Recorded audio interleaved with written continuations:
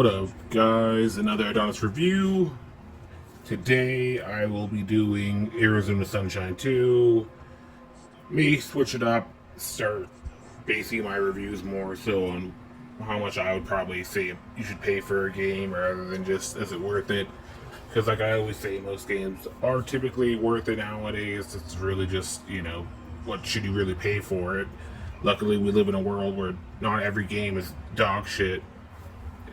Just some games are not as good as others. So we shall go into not if you should play Arizona Sunshine 2, but how much would I say you should pay for it? Is it worth full price and whatnot? Arizona Sunshine 2, first off, is a game I was very hyped for. I've said in the past that I am in a mood when it comes to VR games. Originally, I was pretty stoked that most VR games typically run between $15 to $35, $40. I think 20 to 40 is pretty fair for any VR game that comes out brand new. And when you first see that, you get excited, not because because obviously that's the killer. If you see a game that looks good in VR and you don't have to pay $70 for it, why wouldn't you be excited? And now we live in a time where, if a developer can be honest with us and say, this game isn't worth $70, it's worth $30, or it's worth $15 or whatever, which is nice. But with that same realization, we get pretty clear ideas of what a game's really worth. And typically it's not worth what they're selling it for. And I say this because I'm tired of getting $30 VR or PSVR 2 games. I want a PSVR 2 game that's worth, $60, $70. Because that means they have something good to give us.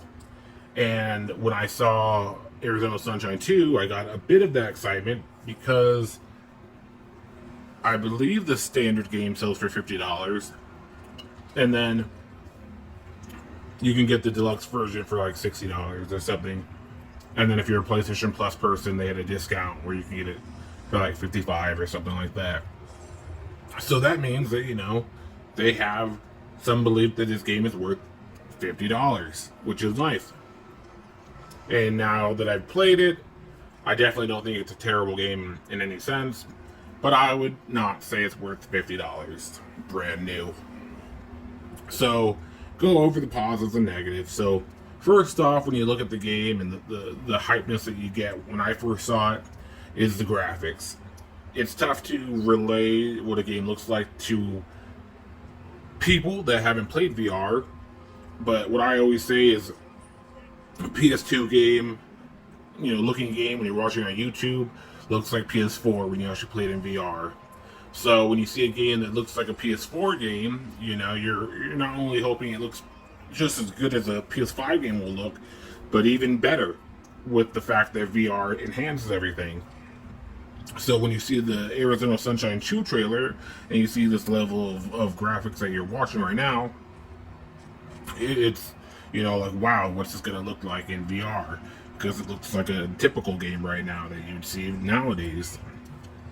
But with that being the case, that's normally not what happens with games that look great. They typically still are around the PS5, PS4 looking graphics for some reason. Only shitty looking games get the boost. Not saying that this game looks bad.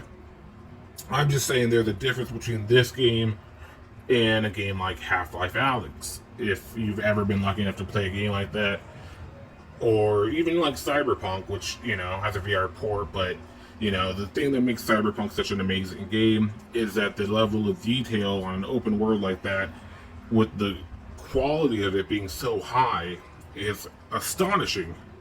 So the fact that they had so much detail in Cyberpunk or even in Half-Life Alyx, which is a VR game, that's what truly makes it stand above other games. This game does look good, but the level of detail that they add on little things is not there because they don't have little things there. They just have big, wide open areas with, look like if you look around everywhere, there's cases where ammo sits. The world is very empty. They definitely don't shoot for the hoops when it comes to, a giant, well-detailed world, especially when you're playing something that's more linear. You'd hope that they could at least add a little bit more, but just feel kind of dead and empty. Again, it's not like that's a big deal overall. It's not like you need to see, like, wrappers and cans everywhere and, insane detail on things that don't really matter. But it is what makes the difference between a game like Half-Life Alyx, which came out a few years ago, and a game like this, which, has a PSVR 2 back in, all that fun stuff. But that's not the end-all, be-all of breaking it. What does this game give you? It gives you, good graphics nonetheless. It gives you a co-op mode that you can play with a friend all the way through, which is nice from beginning to end. You get a dog playmate that works really well, and being able to pet it and play fetch and all that fun stuff. The gun haptics work well, shooting, all that fun stuff. Using melee weapons, the gore factor of, chopping a zombie on its leg and, flesh breaking off, that all works great, and it works well. This game, I feel like it hits close to what I was essentially hoping for when it came out, with the main downfall being it just, I would say, not being smooth around the edges. It provides what it said it would provide, but, could probably use a little bit more, just sanding down into a kind of a more perfect game. But there's not really much they can do beyond, I don't know, upping the graphics or what have you, just little things here and there that can just be smoothed out. But beyond that, like I said, it does do what you expect it to do. It gives you good graphics, good gunplay, it gives you a friend to play with, and it gives you your dog friend to play with. And he's a part of your group and whatnot, with a pretty decent sized campaign. So overall, do I think this game is worth what they said it's worth, the $50? No, I do not. I would say, this is like a $35 game, which is still pretty good. Because most, $30 games that come out are really $20 games. Like Vampire the Masquerade, for example, that probably is like a $25 game. They sold for $30 or $35 or something. So, yes, this game isn't a $50 in my opinion. It probably is worth $40 on a high end, $35 on low end, and I would wait, maybe if you don't have a friend to play with it right now, wait for $25, which it will be, sometime here in the next few months to get it.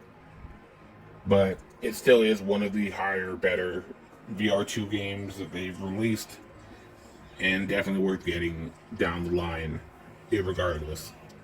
But, one of the main things I always say is it would be nice to have, a AAA game, just converted into VR, and, people fight back, like, why can't we just get a VR game?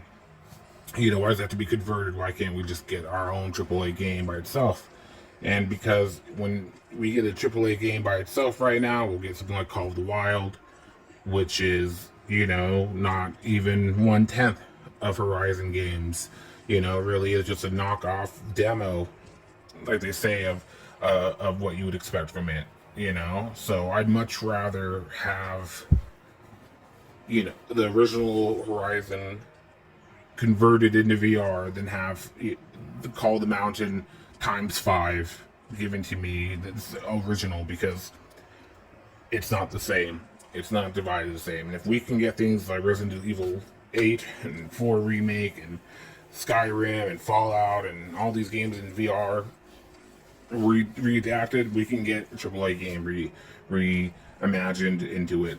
So it's not the game we deserve, but it is a game we have and can appreciate for now.